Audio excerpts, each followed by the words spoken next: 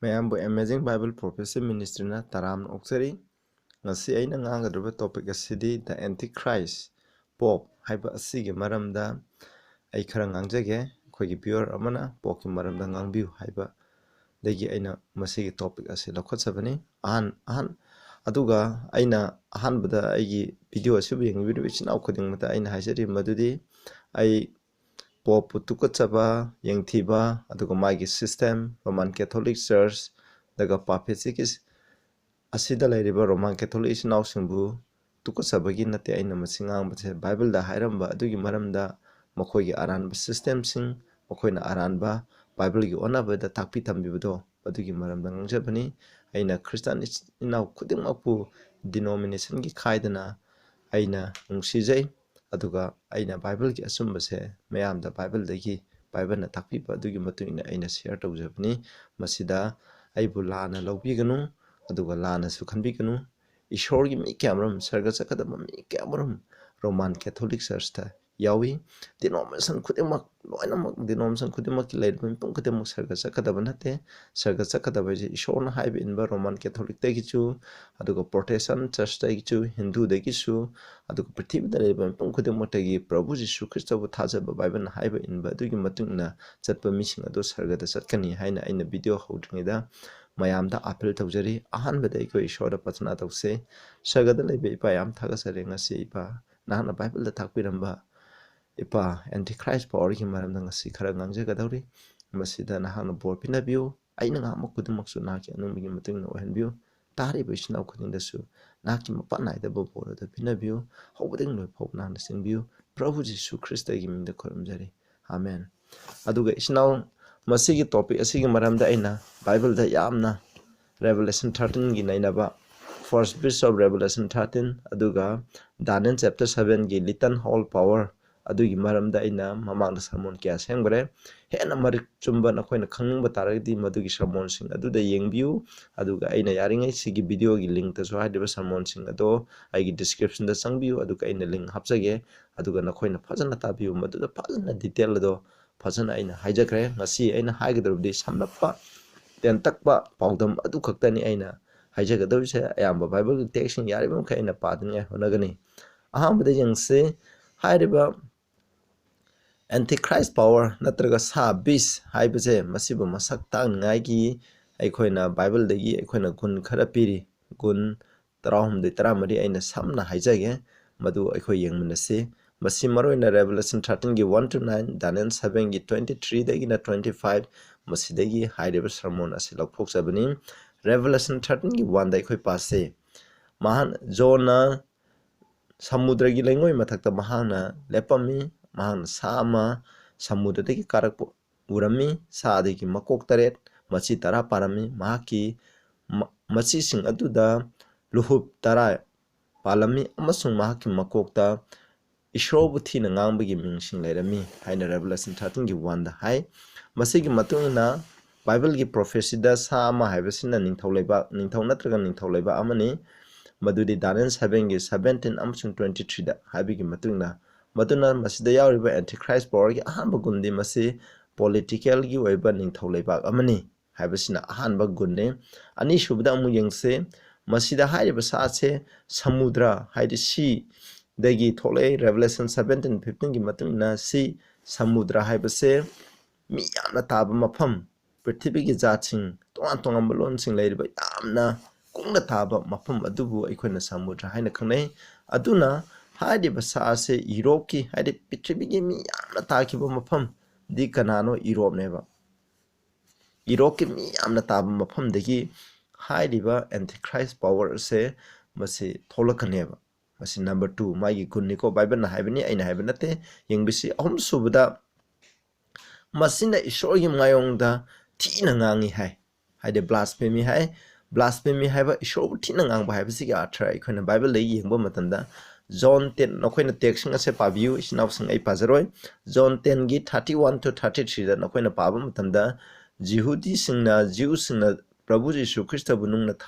ꯊꯥꯔꯒ ꯍꯥꯠꯀꯦ ꯇꯧꯔꯝꯃꯤ. ꯃꯔꯝꯗꯤ ꯀꯔꯤꯒꯤꯅꯣ ꯍꯥꯏꯕꯗ ꯄ꯭ꯔꯚꯨ ꯖꯤꯁꯨ ꯈ꯭ꯔꯤꯁꯇꯅ ꯃꯍꯥꯛ ꯏꯁꯣꯔꯅꯤ ꯍꯥꯏꯅ ꯍꯥꯏꯖꯩ ꯍꯥꯏꯕꯒꯤꯗꯃꯛ ꯃꯍꯥꯛꯄꯨ ꯍꯥꯏ. ꯃꯁꯤꯅꯤ. aduna mi amana ishona taba mi amana ma ishone haijabase masibu blasphemy kawe Prabhu Jesu Christ na blasphemy tawde mahak manamdi mahak ishoni ani subada Luke 5:20 gi matung nadi mi amana miyo bigi pap sing ase copy bangami habse ishor khaktana copy bangamba pap ase mi amana copy haina ngamba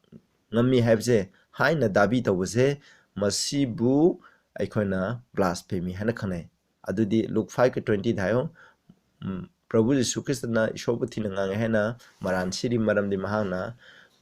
mi gi pap copy bangami habdo madugi dhamak masini haibase masida yengbio aduna blasphemy habi atadi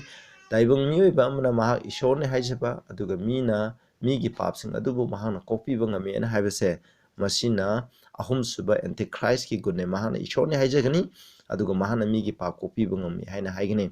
Revelation 13 gi 2 da hai aina ukibasa ase kabo kai malami mahaki makum masani ko mahaki masaduna kabo kai malami mahaki makhong aduna sawongi makhong palami mahaki masin aduna nungsagi masin palami singlai aduna mahaki sakti mahaki phambal amasung mahaki ngamba hak ado mangonda pirami hai masidagi aikhoina mari suba gunda haide sa se Daniel 7 da yauriba nungsa mamba sahib di Babylon sawo mamba sa Medo Persia Leopard adi kabo kai mamba Greece hairiba lebak ahum asigi magul lei madudi karamna lebak ahum sigi magul lei bino Babylon gi ningthauna makoi je ishorne haije aduna kona Nebuchadnezzar gi wari tare beduni Medo Persia gi na ruldi mahang na senkiba makoi Medo Persia gi ningthodi mahang ishorni mahana senkiba loje hongdokpa yade na hai masi Daniel chapter 6 da nakhoni yengbiro Daniel nungsagi komda langsan bedo madugi adumaina Leopard haibasina Greece karabna malibno haibi athari Alexander na hinglinge matamda mahana joy toroma mapang kudungda mahaki muti saraga maha ishorni mahaku khuranggodabne haina hairami madugi damak hairib saase Babylon Medo Persia Greece malami bini makoida leiban niti niyom aduna haibadi makoi ishoni aduna ikoina lo sembase hongba naide na haibani habisini mari suba ikoina manga suba gunda amu yengse Revelation 13 gi 3-4 da haidiba mahaki makoksing adudagi ama aina sokpa urami sibe yana solami mahaki asokpa do farami prithvi pumbana sa asidanga ammi hai 4 da masi hojik thungdri thunggadawre katangare makoina singlai adubu singlai habde saitan bu makoina singlai aduda makoina sakti singlai adubu khurami amasung hairiba singlai aduna sa aduda sakti pirami makoina sa adubu khuramduna hai mahaka manaba kanano mahaka kanana lan tauba ngamgani haibini adu verse 8 prithivida laiba mi khuding mana mahapu khuramgani haidi ahingbagi yaw masa prithivigi foundation dagi hat kraba yaw masa Prabhu Jesu Christ ki ahingbagi laikte ming isindaba mi aduna haidaba sa antichrist power asibu khuramgani haina masida hai haidaba verse ahum masidagi akoina khangai manga suba point da haidaba sa asina mahaki shakti mahaki authority je pibani haidi mahaki shakti mahaki authority je kanadagi phangmuno singlai dagi phangmuni singlai haibadi Rome dagi phangmuni Rome haibase akoina Rome hairaga saitan ani subada Rome haira khangnai masiju aina mathang asida phadana nainaba yabani tu nainabagi matam leitre isnau sing aigi sermon gi description do yengbiro masina manga suba gunni taruk subada yengo masi prithvi mapang khudengmukta laiba sakti amani masigi sakti je maramdi haidi prithvi da laiba asai verse 3 na habigi matune prithvi da laiba mapang khudengmana hairiba sa asida angakpa phawrami habni worldwide haidi prithvi mapang khudengda hojimi tari mapang khudengda masigi sakti laiba aduguma sakti ama haidi political gi weba sakti amani number 7 da masi dharma gi weba sakti amasuni maramdi mahangna mahakpu khuranggodabani hai habisne hadi ha sibu prithvi da leba mi singna khurame aduna de masi religious gi weba dharma gi weba sakti amasni na point number 7 masi kaubiranu point number 8 ta hairiba sa asina sahi listing amga sani humpu 538 AD dagi hauraga 1798 ki AD gi matam asi phawba palami hairiba time period se Daniel 7:25 ta times and dividing of time hadi times have this sahi ahum makhai habine aduga Revelation 12 ki 6 14 Revelation 13 ki 5 ta masi pd 42 months hai amana sahi lising masani humpu hai na pai ado Bible ki matung na din nong ma hapse sahi amaga manai Ezekiel 4:6 number 14 34 aduga 42 months hai bese aduna 42 into 30 di sahi lising masani humpu hai Bible ki sahi ase sahi ama se numit sahumga humfuni na Bible ki sahi ama se sembane masi ekhona Bible na piba adugi matung ina aina haizabani mase number 9 da haideba sa ase 1798 ki matamda mahaki asokpa se phangki magi political ki sakti ado haide mangkhirami haibni masina haibade aduna adubu thuna mahaki anabdo farakani haibni hojik phatri masi thuna farakadabani masina mapan suba poini aduga amu yengse haideba sakti ase Daniel 7 gi apikpa masi little hall power adukasu sangdamne Daniel 7:25 tai mahana ishor gi mayokta asobo wa ngangani asobo wa haibadi ishor buthi na ngangani haibni blasphemy haibni samane aduna mahangna ishor gi misingbu mahangna hatkani haibni sell wear out the sense of the most high mahangna ishor gi matam sing amasung ain sing hongdokani haibni ishor gi wail ja thangtara aduga masi matam time haibse timing matam haibse machijo mahan hongtokani haibni hoji hongdokhrabani ko aduga mahaki makhut haibni a times and dividing of time pigini haibse kasai khoi chai o mukai time haibje sahi ama haibni sahi ama din numit chahum phu times haibna sahi ani haibni aduna punna punjalaga dividing of time agana half haibni pulap punjalaga sahi lising machani humpu haibni mase masini verse 10 da masina ishogi wain jatheng moroina akhona mari shuba sabat commandment che hadi tareni shuba numitagi Saturday numitagi chayolgi ahamba numit Sunday numit abisida ishogi sabat numit se hongdokhibani hojik protection isinaw khuding manna Sunday kurami bse masi karino haibidi akhona Saturday da hana kurambadagi Sunday da onthokibani kanana Roman Catholic Church na ko akhona papesina onthokibani masina tara suba gun aduga mathangda mu yengsi hairiba sakti ase Revelation 17 da pidiba oktabi nupi aduga su sangdamne Revelation 17 gi 3 to 6 da hai aduna John haidi mahangna aibu thawaida lamangda purami aina nupi ama koina angangbo masugi haidi ishobu tikna ngangbugi mingsing laiba makok taret pamba masi tara panba sa amagi mathakta nupi ama aina phamba urami hairiba nupi ase mani mukta adu scarlet purple gi phijon singna sana lupana laiteng lami hai ma ki makuta sana gi kap ama lairami maduda oktabi marumbi tawbagi phattaba sing adu lairami hai verse 5 ta yengmina sigo ma ki makok ta hai ko mystery Babylon angakpui Babylon the great the martyrs of harlots oktabi singi mama haina angakpui Babylon haina irami masi thaina gi Babylon ga sangdamna dun ibane and abominations of the earth pithibik tukatsabi sing haina hai masi number 5 se amaro hai aduga 6 ta hai zona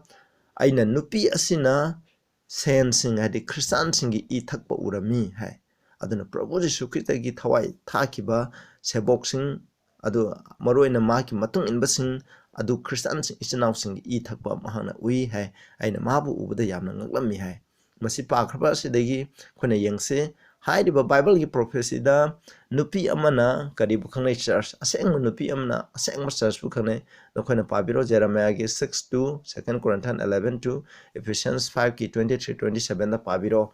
oktabi nupi amana apostate church haidi ishor gi achumbadagi laikha taraba church ama bu khangnai Isaiah 1 21 to 27 Jeremiah 3 1 to 3 6 to 9 da nakhoina pabiro aduna masida palibasi asengba church nate oktabi church ne aduna hairiba oktabi church haibani ko aduna masi oktabi church amani oktabi church tana tana ngasai koina 17 gi 5 ta Revelation 17 gi 5 ta haibigi matina oktabi singi mama haibne masi mother church haibni prithibida lairiba denomination church khudangmakse masidigi tholokpa church makok mama oiba church adu phusini haibani ko masina tarama thoi shuba gun train thoi shubda yengse masi Christian singbu hatpa church amaneba madugi damak jona haidiba church ni haraga Prabhu gi matung inbani haraga Prabhu gi matung inbasi mi singbu hatpuje ubada manu ngakli baneba masina train thoi shuba gun ꯇꯔꯥꯍꯨꯝꯗꯣꯏ ꯁꯨꯕ ꯒꯨꯟꯗ ꯃꯁꯤ ꯌꯦꯡꯁꯦ ꯃꯁꯤ ꯌꯥꯝꯅ luxurious ꯑꯣꯏꯕ ꯑꯀꯤ ꯑꯃꯨꯛ ꯌꯥꯝꯅ ꯏꯅꯥꯛ ꯈꯨꯟꯕ ꯆꯔꯆꯅꯤ ꯃꯔꯝꯗꯤ ꯃꯁꯤ ꯃꯅꯤꯃꯨꯛꯇ ꯁꯅꯥ ꯂꯨꯄꯥꯅ ꯃꯥꯕꯨ ꯂꯩꯇꯦꯡꯉꯦꯕ ꯃꯥꯒꯤ ꯐꯤꯖꯣꯟꯁꯨ ꯄꯔꯄꯜ ꯀꯣ ꯄꯔꯄꯜ ꯍꯥꯏꯕꯁꯦ ꯑꯩꯈꯣꯏꯅ ꯏꯅꯥꯛ ꯈꯨꯟꯕ ꯅꯤꯡꯊꯧꯒꯤ ꯑꯣꯏꯕ ꯃꯤꯁꯤꯡꯅ ꯁꯦꯠꯀꯗꯕ ꯐꯤꯖꯣꯜꯅꯦꯕ ꯃꯁꯤ ꯍꯥꯏꯔꯤꯕ ꯆꯔꯆ ꯑꯁꯤꯒꯤ ꯂꯨꯆꯤꯡꯕꯁꯤꯡꯅ ꯁꯦꯠꯂꯦꯕ ꯃꯗꯨꯅ ꯌꯥꯝꯅ ꯏꯅꯥꯛ ꯈꯨꯟꯕ ꯆꯔꯆꯅꯤ ꯀꯥꯎꯕꯤꯔꯒꯅꯨꯀꯣ ꯑꯗꯨꯒ ꯑꯔꯣꯏꯕ ꯗꯤꯁꯀ꯭ꯔꯤꯞꯁꯟ ꯑꯩꯈꯣꯏꯅ ꯑꯃꯨꯛ ꯌꯦꯡꯁꯦ 2 ꯊꯦꯁꯁꯂꯣꯅꯤꯌꯟꯒꯤ 2ꯒꯤ 3-4 ꯍꯥꯏ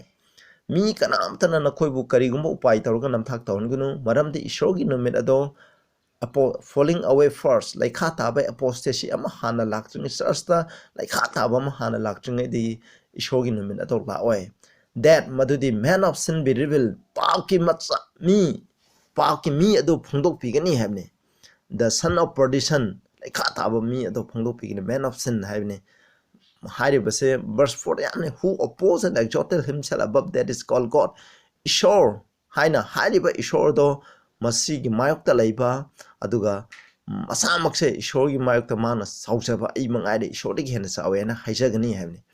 or that is worship ꯑꯩꯈꯣꯏꯅ ꯈꯨꯔꯨꯝꯕ so that madudi he is God mahak ishor ama oina ko seated in the temple of God ishorgi laisingda ma ai ishorni haina ma phang seeing himself that he is God mahak uttuna mahak che ai ishorni haina utsagani hamne masi Christian gi laisang habdi church amada mahak che phamgani mahak ki lusing base antichrist powers na phamgani aduga mahak ishorni ai ishorni haina utsagani haina masida yamna mayek sina 2 Thessalonians 2 3-4 haikre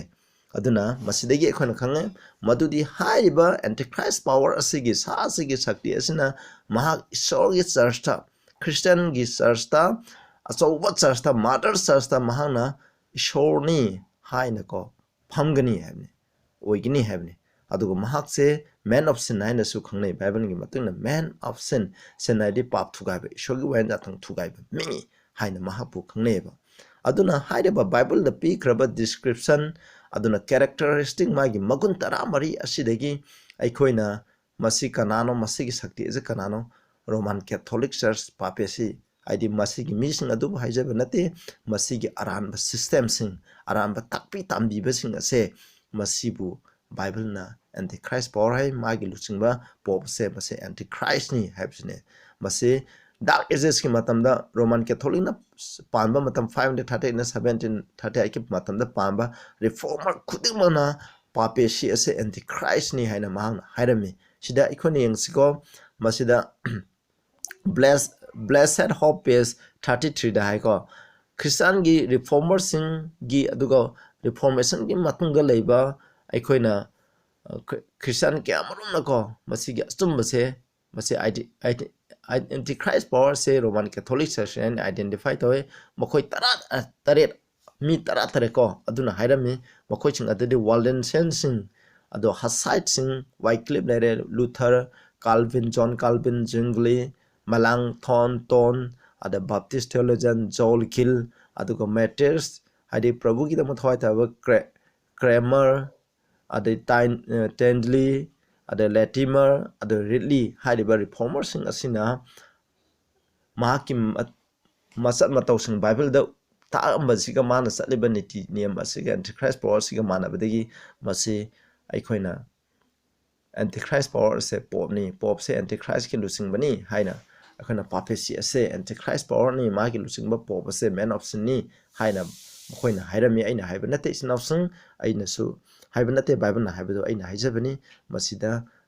kanao mamisingi aigi viewers sing asida akhona roman catholic sing yawba taragasu na khoina ibu waro biganu aikoina shona na khoi busunungsi na khoi sarga chalo haiba nate shona bible na haiba gi mutuna salade khoi sarga chakane bible na haiba in see having in apple the Martin Luther I know that the Pope is antichrist and his seat is that of Satan himself Luther having Pope has an antichrist ni mahaki phambala se Satan masamang ni hai the papacy is a general says by command of Roman Pontiff Roman ki Pope na ko salaiba general na salaiba papacy ni for the purpose of running down and destroying church mi gi thawai manghaningai gi damok sembani haina Martin Luther masamang hairami John Calvin we call the Roman Pontiff Antichrist Roman gi Pope ase Pontiff id Roman Catholic ki Pope ase masiba Antichrist ne haina hairami John Wesley nasu, he is an emphatic sense the man of sin as he increases all manner of sin above measure. Mana pama ka khuding se khon sang on bagi wang mogi hendona mahak se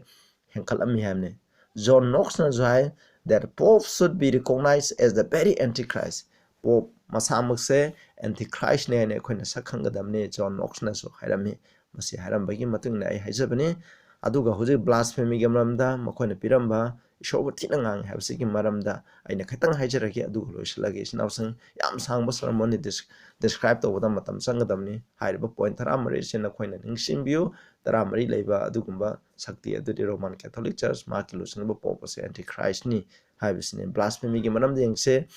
we hold upon this are the place of God Almighty aikoina prithibi asida ishorgi mohot senduna aikoina lai hame Pope Leo 13 ko masi adum yengbiro. The Pope is not only the representative of Jesus Christ. Pope has said, Prabhu Jesus Christ ki mihut oibatan natana, but he is Jesus Christ himself, hidden under the veil of flesh. Akoi sadong ki marum makada lotun laiba Prabhu Jesus Christ masama mi hai Pope hai base.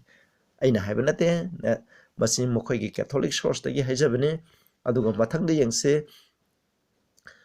thou art a priest forever, says the ordaining Bishop ordain taruba bishop asna hai nang je matang khudamaki purohit oire. He is no longer a man mi ama oidre a sinful child of Adam gi pap chen ba mi ama oidre but an altar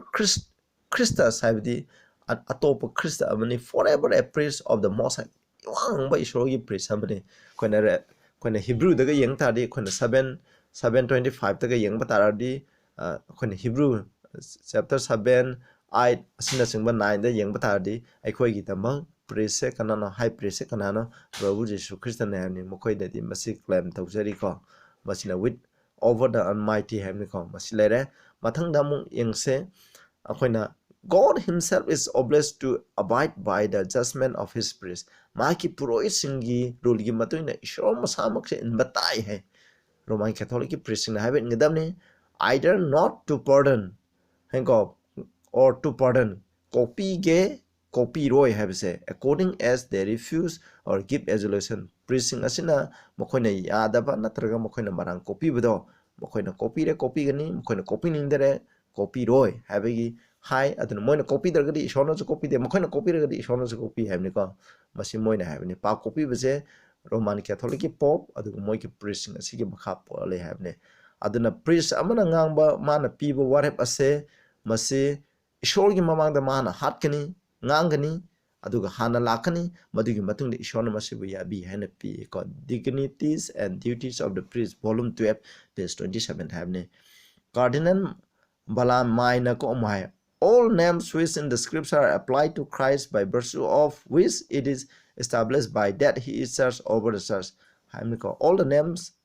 are applied to the Pope Bible the people Christ the people ming kaise Pope the pi Pop the apply the way hem Samana pop the Pangi hem Masini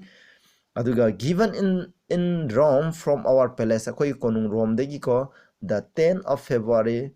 1817 the 14th jurisdiction of the most holy pontiff Aseng pontiff aseng man hai Pop aseng manate ko nang ay Samana national father in Christ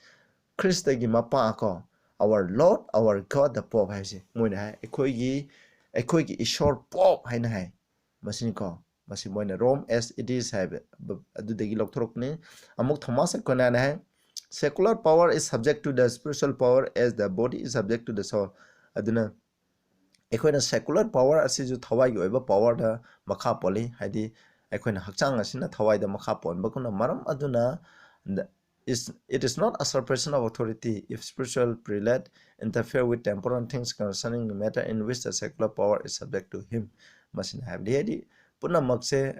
akoina spiritual gi leader di pomni lusing badi Roman Catholic Church ni aduna akoina temporal gi oiba pithibi gi oiba sakti singa sumai makha da pom gadam ni havina masida haide aro ibada injiga council of Trent high all temporal power is his pithibi gi oiba sakti kudum se pokini the dominant jurisdiction government of all the world is his by divine right ishona piba hak adu gi matang na prithvi da leiba sarka khudima jurisdiction dominant ko leib khudima che pokne all rulers of the earth are his subject. Prithibida laiba sasan tawriba khudamase mahakki makha pole and must submit to him man haibe ingadabni haibisine aduna haibasing ase makoigi Roman Catholic Church ni lauthorpa Bible haibigi matungna Antichrist yamna hainingai di lairiko khachikatang ni description pibse matam laitabadana maram oidune chinawsing aina aroi haijari aigre Daniel chapter 7 gi litan whole power amasung Revelation 13 gi first beast haibado madugi sermon sing ado series khara laibani madu nakhoina fajana yengbiu maduda bhab tagani haibisine aduga nakhoina mark of the beast hairib lairi ise masida su fajana Antichrist power si maramda sandongna tai masi nakhoina paningba tarade aingonda comment review aina link natraga aina nakhoida PDF file aina thajarakpa ngamgani mathang sida loiselase dabi khudum isona bopi boisuna prathana thakse sragada lebe pa yam thagachare khoina hose ekhona Bible na hairamba gi matungina Antichrist power gi maramda khara naina khare khoina khangkhraba sumba se fajana induna chatpanga manbiu ipa ishor prabhu khatabu khona thajagadamni prabhu na haiba khatang ingadamni Bible na haiba khaktama ingadamni mina haiba eloidabani habsi maramda khanganba sigam thagachare ipa aduga hubuni purnamak Prabhu Jisu Krista gi minda khoramjare amen.